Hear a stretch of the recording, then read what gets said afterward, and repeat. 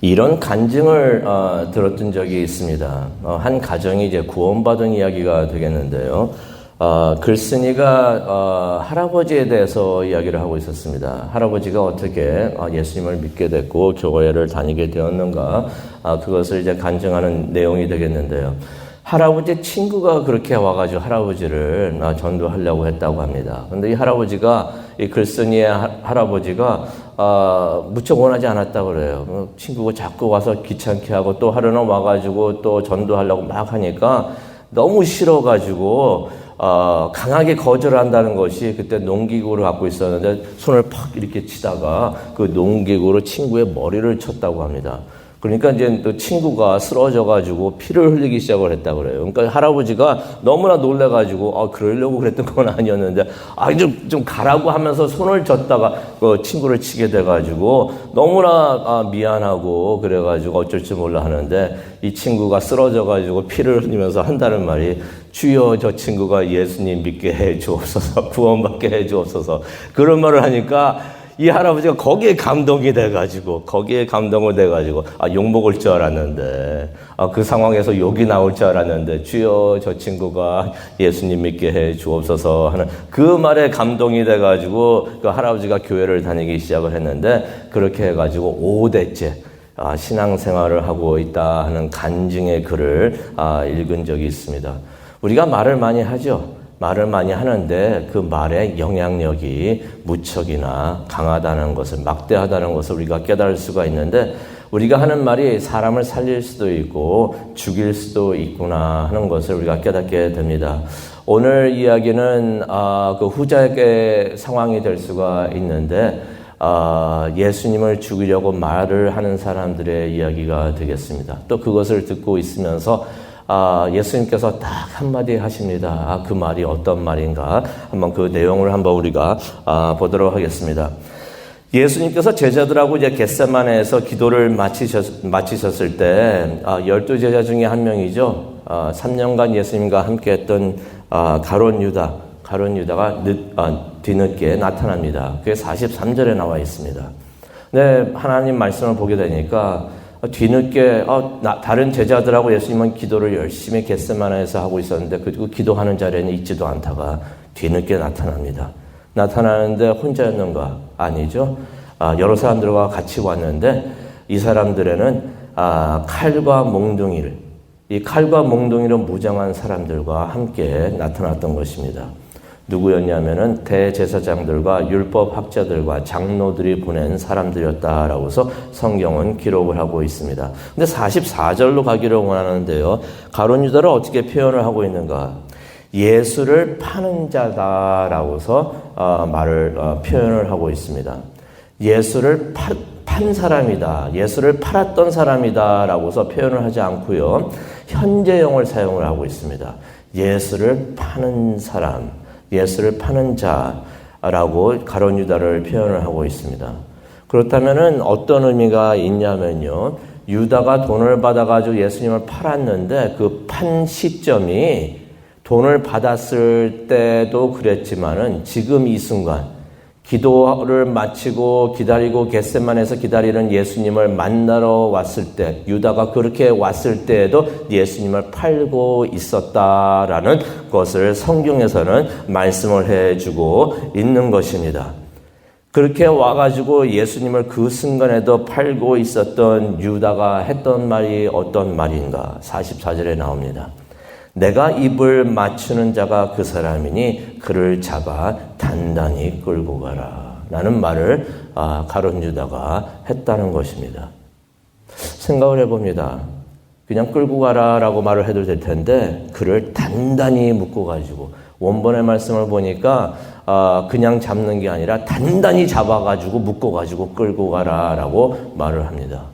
무엇이 두려워서 예수님을 그렇게 단단히 잡아매고서 끌고 가라고 말을 했었을까요? 그리고는 유다가 이런 말을 합니다.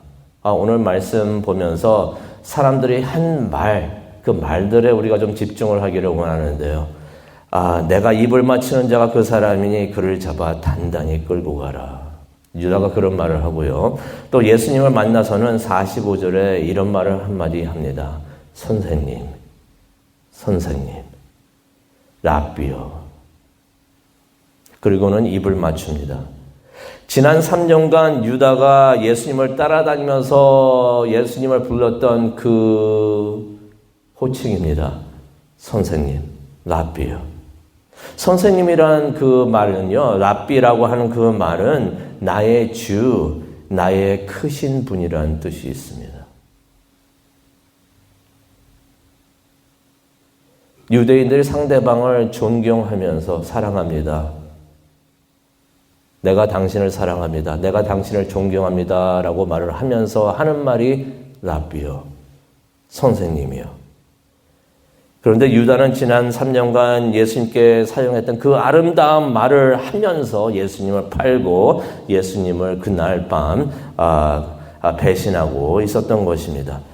예수님께서는 이렇게 제사장에게로 끌려가셨는데요.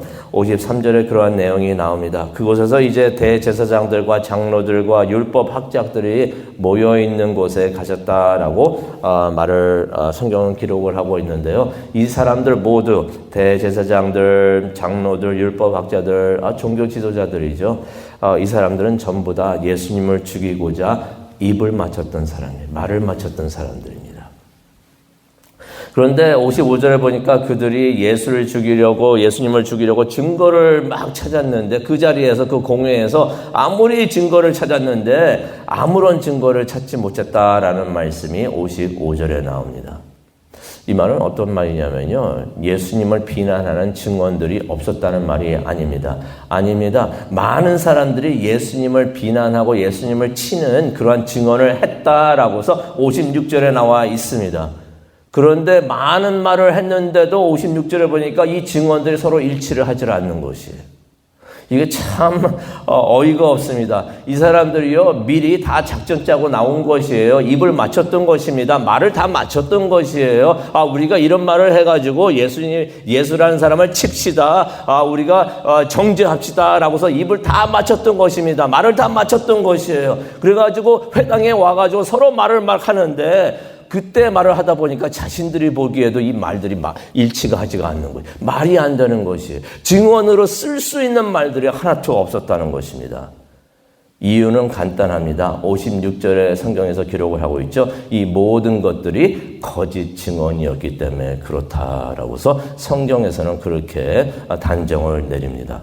그랬더니 이제 당황을 했는지 몇 사람들이 일어나가지고 이런 말을 합니다. 58절에 나오죠. 우리는 저 사람이 손가락질을 하면서 아마 그랬을 것 같아요. 우리는 저 사람이 내가 손으로 지은 이 성전을 헐고서 손으로 짓지 않은 다른 성전을 3일 만에 세우겠다라 하는 말을 내가 들었습니다. 라고 말을 합니다. 이 말을 하는 이유가 있습니다. 이 성전을 허문다는 것은요, 사형에 처하게 되는 극한 너무나 안 좋은 일이 됩니다. 그러니 그 말을 했던 것이 다른 걸 다 말을 했는데 이게 자기들이 갑자기 생각해도 이전에는 말이 된 것 같았는데 예수님을 이제 죽이려고 이제 회당에 모여서 말을 하다 보니까 자기들이 듣기에도 이게 말이 안 되고 이게 그런 증언이 못 되는 것 같아. 그러니 확실한 카드 꺼냅시다 해가지고 성전 이야기를 했던 것입니다. 근데 실제로 예수님께서 이런 말씀을 하신 적이 있습니다. 우리가 성경을 읽으면서 그것을 기억을 하는데요. 특히 요한복음 2장 19절을 보면은 우리가 예수님의 그런 말씀을 볼 수가 있어요. 근데 예수님께서 하신 말씀은 예수님께서 허물겠다고 하신 그 성전의 말씀은 이 성전이 아니죠. 건물 성전이 아니고 그리고 다시 짓겠다 하시는 성전은 예수님의 몸을 뜻하고 있는 것입니다. 그렇다면 이 사람들이 예수님의 말씀을 오해해서 예수님을 이때 고발한 것인가? 그것도 아닙니다. 성경은 57절에도 보면은 이 말도 거짓 증언이었다라고 말을 합니다. 어떤 의미가 있냐면요. 예수님의 뜻을 이 사람들이 알고서도 모른 척 하면서 일부러 그렇게 말을 했다는 것입니다. 이유는 간단하죠. 성전을 허무는 것은 사형에 처하는 중죄이기 때문에 어떻게 해서든지 예수님을 걸고 넘어져 가지고 예수님을 죽이려 했다는 것입니다. 그들이 어떻게 하든지 예수님을 죽이려고 거짓 증언을 그때도 하고 있었다는 것이에요. 알면서도 그때도 거짓 증언을 하고 있었다라고서 57절에 나와 있습니다. 그런데 이런 증언들도 서로 맞지 않았다라고서 59절에 말씀을 해 주십니다. 그런데 예수님께서는 이런 와중에도 이렇게 막 거짓 증언들을 하고 있고 그 자리에 우리가 있었다면, 만약에 우리에 대해서 그런 말을 하고 있었다면 우리는 그랬을 것 같아요. 이거 다 거짓말입니다. 이거 사실 아닙니다. 라고 말을 했었을 것 같은데, 성경에서는 61절을 보니까 예수님께서는 아무 말 하지 않고 묵묵히 계셨다라고 하는 말씀이 나옵니다. 분명히 무슨 말이라도 하면 좋을 것 같은데 예수님께서는 아무 말도 하지 않으셨다는 것이에요. 그래서 대제사장이 다시 61절을 보니까 예수님에게 질문을 합니다. 네가 하나님의 아들 그리스도냐? 기억하시죠? 우리가 마가복음을 보면서 우리가 맨 처음 들었던 말씀입니다. 기억하십니까? 마가가 마가복음을 시작을 하면서 가장 먼저 선포하고 성령님도 하나님도 선포하신 말씀이 무엇입니까? 예수는 그리스도시요 하나님의 아들입니다. 이제 종교 지도자들이 예수님을 정죄하면서 예수님에게 물어봅니다. 네가 하나님의 아들 그리스도냐? 근데 이때 예수님께서 답을 하십니다. 이제까지는 아무 말씀 안 하시다가 62절을 보니까 말씀을 하십니다. 드디어 입을 여셔가지고 말씀을 하시는데 뭐라고 말씀하십니까? 내가 바로 그다. 예수님도 나는 그리스도요 하나님의 아들이라고 예수님께서도 직접 선포를 하시는 것입니다. 그랬더니 대제사장이 말을 합니다. 63절에 나오죠. 드디어 증거를 잡았다라고 생각을 했는지 자기 옷을 찢으면서 이런 말을 합니다. 더 이상 무슨 증거가 필요합니까? 하면서 모든 사람들이 예수님을 정죄하면서 또 예수님의 얼굴을 주먹으로 막 치면서 침을 뱉으면서 그렇게 정죄하면서 예수님을 사형에 처하라라고 말을 했다는 것입니다. 우리가 이 말씀을 생각을 하면서 우리가 기도하는 시간을 갖기를 원하는데요. 그날 예수님 아무 말도 하지 않으셨습니다. 아무 말도 하지 않으셨어요. 거짓 증언들을 막 하고 있는데 그런 생각을 해봐요. 나 같았으면은 이거 다 거짓말입니다. 사실 아닙니다. 라고서 한 말이라도 했을 것 같은데 예수님은 가만히 계셨다는 것이 아무런 반응도 하지 않으셨다는 것입니다.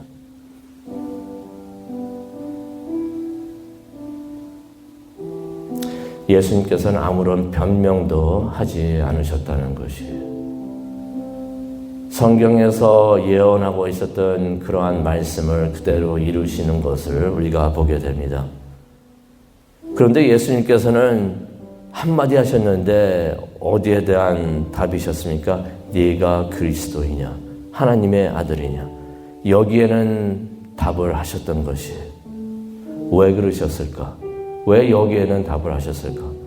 가만히 묵상을 해보니 그것은 예수님이 전하고자 하시는 복음이었다는 것입니다. 자기 변명에는 아무 말도 하지 않으시더니 전해야 되는 복음에는 예수님께서 입을 열어서 그렇다라고서 예수님을 하셨다는 것입니다. 여기서도 우리가 은혜를 보게 됩니다. 그 순간에도, 그 마지막 순간에도 이 사람들이 예수님을 그렇게 미워하고 안 좋은 말을 하면서 정죄하는 그 순간에도 예수님께서는 그들이 진리, 복음을 들으면서 회개할 수 있는 기회를 또 주셨구나 하는 것을 우리가 보게 됩니다. 그러면서 생각을 해봅니다. 우리가 침묵해야 되는 때가 있고 바른 말을 해야 되는 때가 있구나. 그래서 우리가 기도하기를 원합니다. 우리가 많은 말을 할 수가 있지만은 성령님께서 이끄시는 대로 복음을 전파하는 일에 우리의 입술을 열기를 원합니다.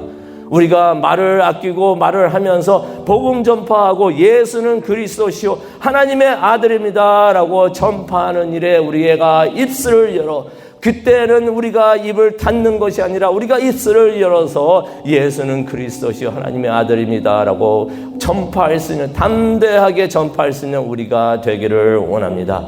그것을 위해서 기도하는 이 아침 되기를, 이 새벽 되기를 원합니다. 하나님, 우리의 입술을 안수하여 주시옵소서. 기름 부어 주시옵소서. 그리하여서 예수님을 전할 수 있는, 복음을 전할 수 있는 하나님의 입술이 되게 하여 주시고 도구가 되게 하여 주시옵소서. 우리를 사용하여 주시옵소서라고서 기도하는 이 아침 되기를 원합니다. 우리 다 함께 기도하시겠습니다. 사랑과 은혜가 충만하신 하나님 아버지, 감사합니다. 오늘 이 아침 하나님 우리 이 자리로 불러주신 것 정말로 감사합니다. 우리를 준비시켜 주시는 줄로 믿습니다. 우리의 입술이, 우리의 말이 아버지 하나님의 뜻을 어기는 일에 사용되지 않게 하여 주시옵시고, 우리의 입술을 안수하고 기름 부어 주셔서 하나님의 말씀을 전하고 예수 그리스도의 복음을 전할 수 있는 일에 사용되게 하여 주시옵소서. 우리의 입술을 열어 주셔서 아버지 복음을 전파하는 일에 사용될 수 있도록 하나님 도와주시옵소서. 우리를 사용하여 주시옵소서. 감사합니다. 예수 그리스도의 이름으로 기도합니다. 아멘.